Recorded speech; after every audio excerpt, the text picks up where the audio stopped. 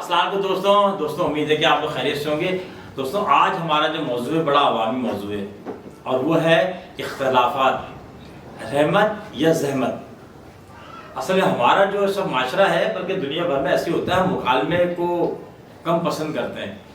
ہم بنیادی طور پہ آپ دیکھیں جس کے پاس بھی اختیارات آتے ہیں وہ ڈکٹیٹر بننے کو پسند کر رہا ہوتا ہے، اور انسان کا جو سافٹ ویئر بنایا گیا ہے نا وہ جانوروں کی طرح یا روبوٹ کی طرح تو ہے نہیں کہ سب کو ایک فیڈ کر دے سب ایک لائن میں چلے جائیں۔ ہمارا سافٹ ویئر ہے کہ سب کا علم اور اس کا تجربہ اور اس کے جو ان پٹس ہیں اس کے حساب سے فیصلہ کر رہا ہوتا ہے۔ ایک واقعہ سنیں دیکھیں پھر دیکھیں کہ کیا حقیقت کیا ہے۔ آپ صلی اللہ علیہ وسلم کے زمانے میں جنگ خندق ہوئی تھی۔ جب جنگ خندق ہوئی تھی تو معاہدہ ہوا یہودیوں کے 3 قبیلوں کے ساتھ، لیکن اس کے دوران میں جب یہودیوں نے دیکھا نا کہ اتنے سارے کفار آ گئے ہیں اور انہوں نے جو نا وہ محاصرے کے باوجود بھی جو ہے وہ مسلمان کو پسپائی ہو سکتی ہے خدا نہ خواستہ، تو ان میں سے بنو قریظہ نے جو ہے نا وہ عہد شکنی کی عین اس وقت، اور وہ تھی کہاں؟ مسلمانوں کے پیچھے۔ آگے خندق تھی 3 حصوں کے اندر، پیچھے جو تھے وہ یہودیوں کے قبائل تھے، ان میں سے ایک نے 3 میں سے ایک نے جو ہے وہ بد عہدی کی، اپنا عہد توڑ دیا۔ جب جنگ سے فارغ ہو گئے تو ابھی حضور صلی اللہ علیہ وسلم نے سمجھے کہ اسلحہ بھی نہیں اتارا تھا مسلمانوں نے، حضرت جبرائیل نے آ کے اور کچھ انسٹرکشن دی، تو آپ صلی اللہ علیہ وسلم نے اعلان کیا کہ کوئی بھی آدمی اپنا اسلحہ نہیں رکھے گا، اسی حالت میں جائیں گے اور بنو قریظہ سے جو ہے نا وہ ہم نے ان کی بد عہدی کا حساب کرنا ہے۔ اور آپ نے کہا کہ تمام کے مسلمان جائیں اور فلاں جو مسجد ہے نا یہودیوں کے قلعے کے پاس، اس میں عصر کی نماز پڑھنی ہے۔ دیکھیں بڑا زبردست واقعہ ہے اور ہم سب کو سیکھنا چاہیے اس سے۔ تو آپ صلی اللہ علیہ وسلم نے انسٹرکشن کیا دی کہ عصر کی نماز کیا پڑھنی ہے؟ فلاں مسجد میں پڑھنی ہے، بنو قریظہ ہے، بنو نذیر ہے اور تیسرے ایک اور قبیلہ وہاں جو اب مسلمان وہاں پہ روانہ ہو گئے۔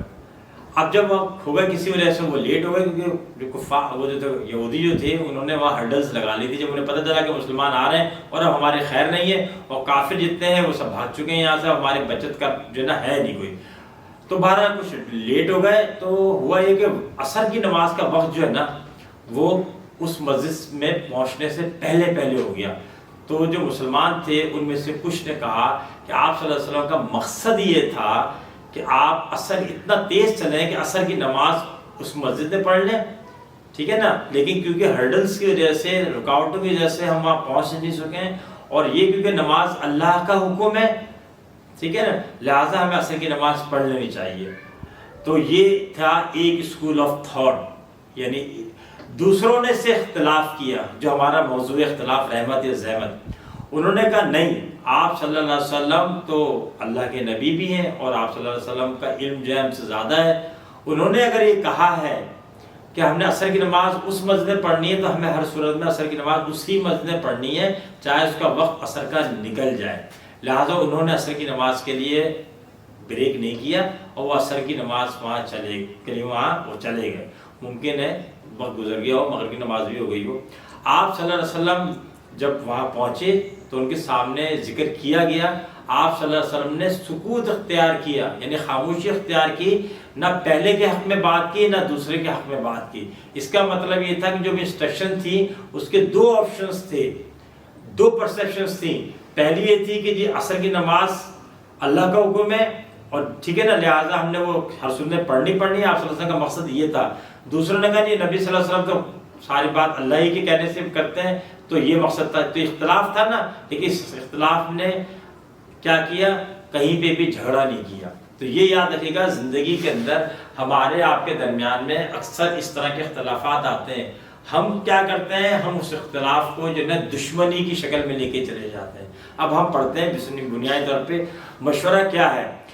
دیکھیں ہر انسان کا سافٹ ویئر الگ ہے، ہم سب الگ الگ سوچتے ہیں۔ قرآن میں ایک پوری سورت ہے، سورہ شورا کے طور پہ آئی ہے، اس کے علاوہ بھی ایک آدھ جگہ اور بھی ہے، اور مشورے کو بہت پسند کیا گیا ہے۔ اور یہ جو جتنے بھی اقوام متحدہ ہیں یا ہمارے اسمبلی ہے، یہ مشاورت کی بنیاد پہ تو کام کر رہی ہوتی ہے نا، بحث مباحثہ ہوتی ہے، مکالمہ ہوتا ہے اور کنسنسس کے اوپر فیصلے ہو رہے ہوتے ہیں سارے کے سارے۔ تو اصل میں کیا ہے، انسان کی سب کی سوچ مختلف ہے، ہر ایک کی، کپڑوں کی، ہائر اسٹائل کی، جوتوں کی، مکانوں کی اسٹائل کی، کلر کی، کسی کو بلو کلر پسند ہے، کسی کو کوئی گاڑی پسند ہے، کسی کو کہیں رنگ پسند ہے۔ تو بنیادی طور پہ کیا ہے کہ جہاں انسان کا سافٹ ویئر ہے وہ سافٹ ویئر کے حساب سے سب کی ڈائیورژنس ہیں، الگ الگ ہیں. آپ نے کیا کرنا ہے، اس کا کنسسٹنس لے کے آنا ہے اور پھر فیصلہ کرنا ہے. اختلافات نعمت کیوں ہیں؟ ہم سب کا سافٹ ویئر میں نے کہا الگ الگ ہے، صحیح ہے. اگر ہم سب کا، میں جب کلاس سے پڑھا رہا ہوتا ہوں نا اپنے اسٹوڈنٹ سے کہتا ہوں کہ یار اللہ کی نعمت ہے یہ، ہم سب کا پسند ناپسند الگ الگ ہے. اگر فرض کریں کہ سارے لوگوں کو لاہور پسند ہوتا اور سب گلبرگ میں رہنے پسند کرتے تو گلبرگ میں تو ایک پلاٹ جو نا اربوں روپے کا ہوتا اور باقی کہیں پہ بھی کچھ نہیں بک رہا ہوتا، سب گلبرگ کیوں پسند کر رہے ہوتے. یا اگر فرض کریں کراچی میں رہنے والے سب لوگوں کو بھنڈی ہی پسند ہوتی تو بھنڈی جو ہے نا وہ تو 50,000 روپے کلو مل رہی ہوتی، باقی کوئی کریلے اور ٹنڈے اور پالک اور دوسری سبزیاں کھا ہی نہیں رہا ہوتا. ٹھیک ہے. تو اسی طریقے سے اگر پشاور والے سب جو ہے ایک ہی جیسے کپڑے پہن رہے ہوتے، سب کو اگر فرض کریں شلوار قمیض ہی پسند آتی تو شلوار قمیض کی کاسٹ جو ہے نا وہ بھی 1,00,000-1.5 روپے ہوتی اور باقی کوئی پینٹ شرٹ یا دوسرے کپڑے نہیں پہن رہا ہوتا. تو ہم نے کیا کرنا ہے، ہم نے دیکھنا ہے کہ بنیادی طور پہ یہ نعمت ہے کہ ہم سب کا سافٹ ویئر الگ الگ ہے. ہاں لیکن اگر ہمیں احساس ہو جائے اس بات کا کہ جو ہمارے سافٹ ویئر کے حساب سے جو ہماری سوچ ہے وہ اگر وہ کہیں غیر معروف ہے یا غلط ہے تو پھر ہمیں رجوع کر لینا چاہیے. ٹھیک ہے نا. یاد رکھیں اختلافات جہاں پہ ہم انڈرسٹینڈنگ پیدا کرتے ہیں، شورائی نظام ہوتا ہے، مشورہ کرتے ہیں، مقابلہ کرتے ہیں، وہاں تو رحمت ہے، ہم پڑھ چکے ہیں. لیکن اگر ہم یہ کہیں کہ میں صحیح ہوں، اس کا مطلب ہے کہ میں جو کام کر رہا ہوں، اور بچپن میں جوانی میں یہی ہوتا ہے اور جب طاقت آتی تب بھی ہوتا ہے میں صحیح ہوں. جب آپ میں صحیح کہیں گے تو اختلاف رحمت نہیں زحمت بن جائے گا.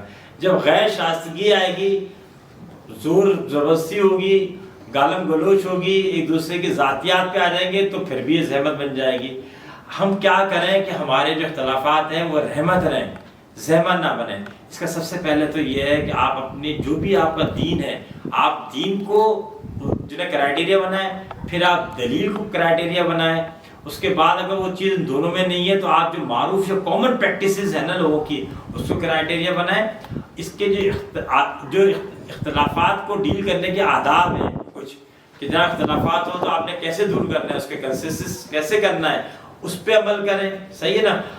آپ پہ جب اختلافات آ رہے ہیں تو ضروری نہیں ہے آپ اختلافات ہی کو ڈسکس کریں، ہر ایک میں کامن پوائنٹس ہوتے ہیں. لیکن آج پاکستان اور بھارت کے درمیان میں اختلافات ہیں پچھلے 70-75 سالوں سے. کبھی تو جا کے دور ہوں گے نا. کب دور ہوں گے؟ جب ہم ایک دوسرے کی جو ان کامن چیزوں کو کامن چیزوں کو دیکھنا شروع کر دیں گے. ہمارا پہناوا ایک جیسا ہوگا. ابھی دیکھیں چھوٹی سی مثال دے رہا ہوں، سعودی عرب اور ایران کے درمیان میں ایک اچھی انڈرسٹینڈنگ پیدا ہو گئی ماشاءاللہ.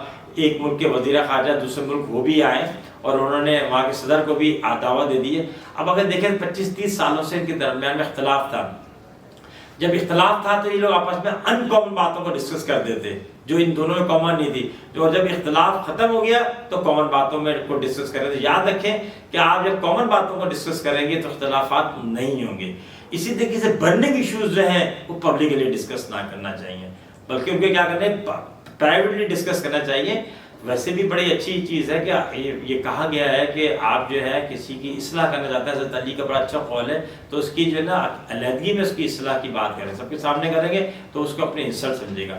تو دوستوں اختلافات جو ہیں وہ اصل میں رحمت ہیں. اگر ہم اس کو اس کے SOPs کے حساب سے، اس کے آداب کے حساب سے دیکھیں گے، 1 اور 1 11 ہوتے ہیں. ٹھیک ہے. محاورہ بڑا اچھا ہے کہ جب میرا ایک خیال ہے آپ کا خیال اس سے مختلف ہے تو یہ ہمارے رحمت ہو سکتا ہے میرے ذہن میں یہ بات نہ آئی ہو، اور یہ سب کے لیے موجود ہوتی ہے. تو یہ خیال رکھے گا. آپ صلی اللہ علیہ وسلم کا جب انتقال ہوا تو حضرت عمر نے کچھ اس طرح کا جملہ کہا تھا کہ جس نے بھی کہا کہ آپ صلی اللہ علیہ وسلم شہید ہو گئے ہیں یا مارے جا چکے ہیں میں اس کی گردن اڑا دوں گا. لیکن ٹھیک ہے نا. اور تلوار لے کے جو ہے نا حضرت عمر مدینے کی مسجد میں آ گئے تھے، مسجد نبوی کے اندر. لیکن کیا ہوا، اس کو دشمن یا یہ نہیں ہوا کہ باقی لوگ بھی تلوار لے کے آ گئے. حضرت ابو بکر نے جا کے ان کو ایک قرآن کی آیت سنائی. جب قرآن کی آیت سنی تو حضرت عمر کہتے ہیں کہ وہ مجھے تو لگا ہے کہ جیسے یہ آج پہلی مرتبہ سننا ہو، یہ اب نازل ہوئی ہے، حالانکہ وہ تو بہت دفعہ آ چکی تھی.